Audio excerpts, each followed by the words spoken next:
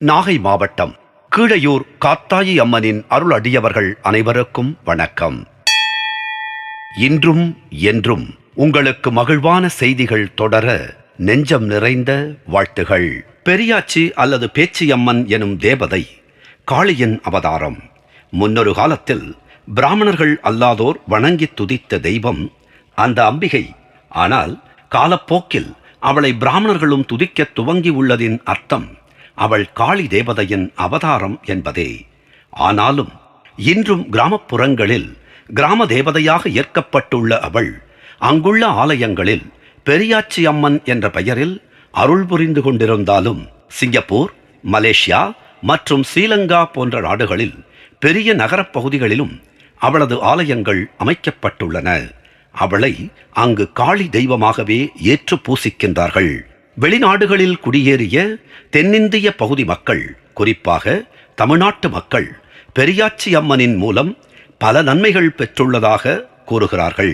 அவளை பேச்சியம்மன் என்றும் கூறுகிறார்கள். பெரியாச்சி அம்மன் முக்கியமாக கர்ப்பவதிகளுக்கு பாதுகாவலராக இருப்பவள்.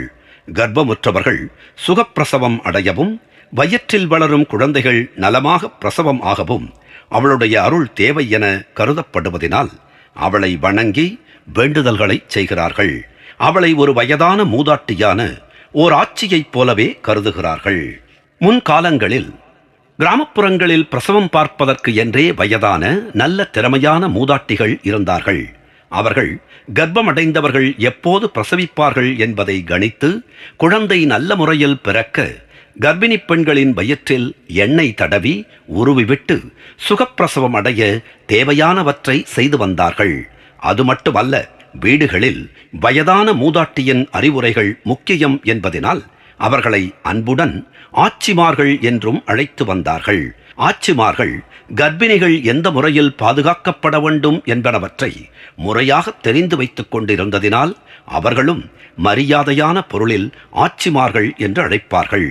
அவர்களை கர்ப்பமுற்ற பெண்கள் வீட்டில் உள்ளவர்கள் தம் வீட்டிற்கு அழைத்து வந்து அவர்களது உதவியை பெற்றுக்கொள்வார்கள்.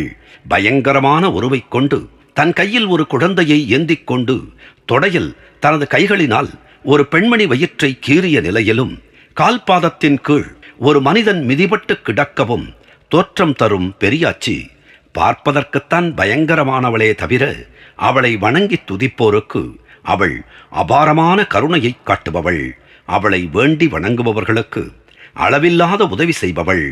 பெரும்பாலான அவளுடைய ஆலயங்களில் அவளுக்கு காவலனாக மதுரை வீரன் போன்றவர் காட்சி தருகிறார்.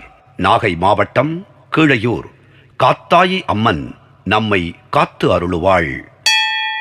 நன்றி, வணக்கம்.